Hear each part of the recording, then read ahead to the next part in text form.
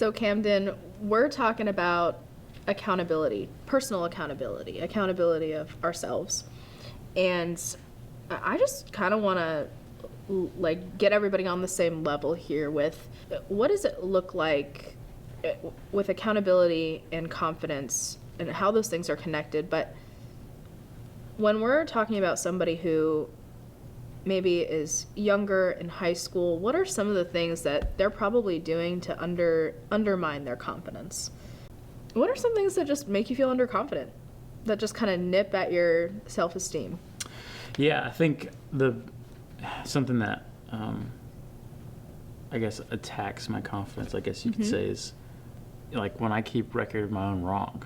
Yeah. Like if I don't show up at this meeting on time, if I don't do the assignment that I was given, if I don't execute solving the problem that was delegated to me and I don't do as well of a good job as I know that I should have, if I'm cutting corners, leaving earlier, stuff like that, I think, or showing up to practice and knowing that I could have given it a little bit better. I'm just showing up just to be present, just trying to slide by and go through the motions, especially for college. Like just showing up is just like the hardest thing in the world, Just like showing up is so hard in college because you have so much freedom. But I know that was a huge thing that attacked my confidence, was like knowing that I shouldn't have skipped that class, or knowing that I probably should have done that assignment even though it was just it wasn't worth a lot. Yeah. Things like that. Totally. And so kind of what I've been just hearing from you can be summed up in a way of saying like just doing what you set out to do and actually just committing to it and doing it. Like doing what you say you're going to do. That if you don't do that, you start feeling a little bit bad about yourself. You start feeling a little underconfident, or you're showing up to a place not giving it your all. Yeah. Right? Yeah. And I think it's a lot easier for us when we're single or when we're in high school or we just don't have that much responsibility. Us cutting corners is a lot easier to do. It can be swept under the rug. There's not going to be a lot of cause and effect of it. Yeah. But when you have people relying on you and you're choosing to not stay accountable, you're choosing to cut corners, those corners are going to be inevitably, they're going to be seen, and it's going to affect someone else that submits to you or follows you. So the more you grow in leadership or the more responsibility you have, the bigger the more corners you cut, it's going to be at the expense of somebody else. Yeah, the bigger the consequences, right? Yeah. I think a really easy example that I can think of, just based on what you were saying, it was so good. Man, when I was in college, and even before that, there were people who would get pets, right? I mean, everybody maybe at some point has had a pet, and your parents say, this is a really big responsibility. Yeah. Or maybe they don't want to get a pet for you because they're like, I don't know if I trust you to take care of this pet the way you say you're going to do. You do it, give it a bath. If it's a dog, you take it for walks and you feed it at a certain time. And even in college, I saw many roommates and many people around me who were just really cutting corners. Yeah. And you feel bad for the animal that has to suffer the consequences of somebody's irresponsibility. Yeah. And that's a very common thing. So you could tell that those students or those young adults didn't really think through and have the intention to really be accountable to that animal in the proper way. Yeah. And so that's why here in LEAD we encourage everybody to really think through and plan out and just make sure that if you're going to do what you say you're going to do, make sure you do it. And that's also going to breed confidence. Yeah. And that's how all these things are connected. But something that's just coming to mind while you're talking is understanding that if you want to be given much, you have to steward the little that you've been given. Yeah. Like you're not going to be given much, and then you're not going to be handed the keys to the Ferrari or the keys to the business. True. Or, and you don't know how to manage or steward well with what you have right now. So I think that's something that really you can even use for even just good self-talk. Like if you know that you're doing the do, you know that you're doing everything that you should be doing, and you've done it over a long period of time, years upon years, it's almost like you can have the expectation that someone's going to trust me with very much because I know deep in my heart that I've done right with the little that I have. Yeah, that's perfect. I think that's a biblical principle, which which is great. Now we know that how confidence and accountability are connected in every sense. But for you, Camden, what does that practically look like? What does accountability and holding yourself accountable personally look like? Yeah, so something that I use to just help me stay accountable to what I need to get done every day is I have a note card and I write out every morning what I need to do. And it can be small things from making my bed to shaving my beard to, it doesn't matter what it is, but when I check off these boxes on my app or on my phone or on the note card, like it actually boosts my confidence in knowing that I'm using my day effectively. I'm doing the things that I know that I need to get done. Yeah. So I think using a note card or using your phone just to jot down some things is the most simple and practical way to do this. Like your morning routine, right? Like your CEO morning routine. That's awesome. Yeah. And would you say that those things help you? They help you build confidence? Yeah, absolutely. So, yeah, I mean, you have a morning routine, but you also have like everything that you just need to get done. You know, so you might have like getting the title for my car, or you can do my taxes, stuff like that. It's going to take a little more time. Just knowing that I can take a small step to making sure that thing is checked off. Yeah. That gives me confidence. Now I'm working towards that. It's essentially a small goal. Yeah, absolutely. Okay. I really love what you said about the note card in the morning. And how does that kind of fit into your schedule? It's kind of like a habit thing you do and at that point. So making your bed and just writing that stuff down, what kind of difference does that make for you? Like actually writing it down and seeing it? Yeah, well, I mean, so like yesterday, like after I went to church, like I knew that if I didn't write anything down, I was going to waste the day. You know, it's like I just knew that I needed to do some things. So once I have this written down, then my mind goes to, okay, this is what I need to do for the day.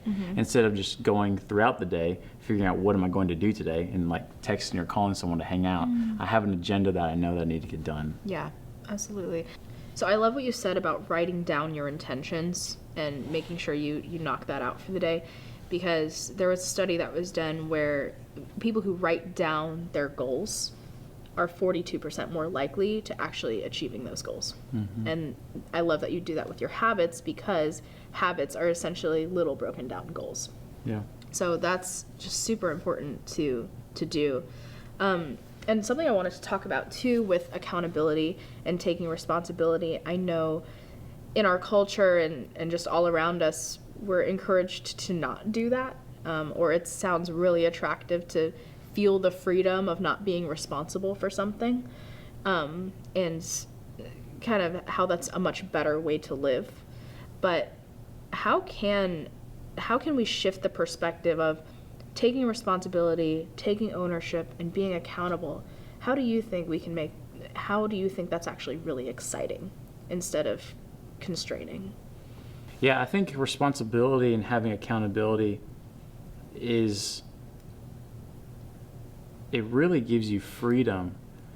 When we're waiting on other people, if we're waiting on other circumstances to be aligned for us to actually make a move, then I think we're living our lives based upon other situations, and we're always going to be limited by that. But if we're choosing to actually take control and we're using someone else to keep us accountable for our abilities to perform, I think that's just going to increase the odds. Yeah. Now, having a coach is so important, because coaches help you have conversations you don't want to have. Yeah. And there have been times where my parents have stepped in and done that for me. And so for everyone who's watching too, they can use people that are close to them, either their friends or their parents, as people that can help them stay accountable for their goals. And then at the end, once you actually achieve it, you'll look back and you'll realize the journey of pursuing it was well worth it. And even more than just attaining the goal. Yeah, absolutely. I mean, if you ask any very successful person, whether it be Bill Gates to, I use Gary Vaynerchuk a lot with this, but they are just so on fire about the process that it's like, of course they hit this crazy goal of like building an entire organization of a marketing agency, or whether it be like actually Microsoft. they're just so interested in what they do, and they're so process focused. I think for myself, making it, it's kind of like we talk about in our schedules. This has to do with accountability, because when we create a schedule, we're actually creating our freedom. But the cultural conversation is just like schedules are constraining, responsibility is constraining. But because you're doing so well to think through what you're choosing to take your responsibility for, and what you've got a plan, you've got your schedule, you've got your habits, and you're excited about your vision, nothing about taking responsibility for that should be not exciting, in my opinion. When I write my goal to be, I'm going to release my first album this year by December 31st, 2024, or whatever year, whatever my goal is, that really gets me excited. Why wouldn't I then get on the train of responsibility to go towards that goal? Yeah. You know, I think people, the cultural conversation happens that way because most people don't know what they want. And so it feels really constraining when you know, got a dog, had kids, got married, but you didn't have a full vision for your life yet and what you wanted. So then when you just like stumble into all of these things, all of a sudden it feels really constraining. And that's kind of how, that's why that narrative is the way it is, because most people don't do the work and have the forethought of taking on their responsibilities without first having that vision, without first having those smarter goals and all of that clarity before they jump in. Yeah. This is a really good segue, I think, Camden. What you said about having a coach is so important. It's kind of like here in the LEAD program, we have mentorship. Someone who's kind of removed to help you really like support you, to help support you in hitting your goals, give you advice, just like a coach would, right? And having that extra person be able to step in and give you that objective advice. Yeah. And just be someone who's there to support you if you don't feel like you have those people in your life. That's why mentorship is so valuable, and why we do it here in the LEAD program. But for you, Camden, who in your life has coached you, and how did that really help you hit your goals? Can you give us an example of, maybe it's someone close to you, maybe you had to go farther to find somebody. How did you find your first mentor, actually? Maybe that's a better question. Yeah, I think the first mentors were definitely coaches that I had. My first wrestling coach, Coach Atkins. And I think he did such a great job with giving us feedback. Because I think that's where we learn the most, is not when there's a problem, we choose to solve it either this way or that way. The point where we learn the most is getting feedback from after we made the decision of how to resolve this problem. Yeah. And so when we get the feedback, I think coaches have an opportunity to really cater towards their mentee or their student. What's the best way can I relay this information to where they can receive it? Yeah. And so essentially coaches and mentors, they've already gone the path of where you want to be. And which is so valuable for those that wanting to be mentored or wanting to be coached, is that you can trust in this person, because a coach has the history of performing at the level that you want to get at one day. Yeah. So having a coach gives you an opportunity to have crucial conversations that are particular to where you want. You know, parents they're there to love you and comfort you and support you, and almost anything you choose, right? But a coach is specific towards an area that you want development. So if it's on a mat, or if it's on a field, or if it's just mentorship in general. Totally. I was going to say, I don't think I ever went to my parents for mentorship specifically, up until I needed to buy a house. And then they actually had insight It's a total different role, Yeah, it totally is. It totally is. I think one thing that just keeps coming to mind is, like, when I have someone that I'm running with, I want to make sure that whenever we have our scheduled meetings, that I'm there, I'm prepared, and that I've done everything that I've done. Yeah. Because at the end of the day, if I'm the one who's showing up unprepared, then I'm the one who's cutting into my development. I'm the one who's cutting into not reaching my full potential. Right. And when you have someone that's their job is to make sure that you don't cut corners, the more transparent you are with them, the more you'll actually receive with them whenever you're getting feedback. Totally. And you also don't want to show up to a coach or a mentor and disappoint them. There's also that aspect to accountability too. That's actually really important. Yeah. Either people want to go into these conversations with a coach feeling really good about what they've done, or they're kind of anxious because it's like, I knew I cut corners this week. Yeah. So that's also the value there too, that accountability aspect that teachers, coaches, and mentors all have for us. Yeah. And yeah, why you get assignments done in school is because a teacher is holding you accountable to getting that assignment done. So there's value to it, and you do get things done. Yeah. Looking back, I've actually had friends that I've asked to be a mentor, and I changed that relationship by paying them. Yeah. Knowing that if there was an investment that I was making on my end that actually true. hurt a little bit, you know, I was actually willing to pay $100 or $200, whatever it was, knowing that it was actually something that I'm taking a risk on. Am I going to receive my investment in return? Yeah. When in reality, it's all dependent upon me to do the work. And so when you have someone that you're paying, or you have someone that you really honor, you're much more likely to go the extra mile to be prepared. Yeah. You know? Totally. Yes. I mean, it hurts a little bit if you have if you're creating a relationship like that. Yeah, I think looking back at my athletic careers, I noticed that the times that I was performing at my highest level was because of the people that I was surrounding myself with. So Cody Stewart was a weight class above me, and Grant Jones was a weight class below me. They were both older than me, and because I was sandwiched between them, I had no choice but to get better, because we're all starting on varsity.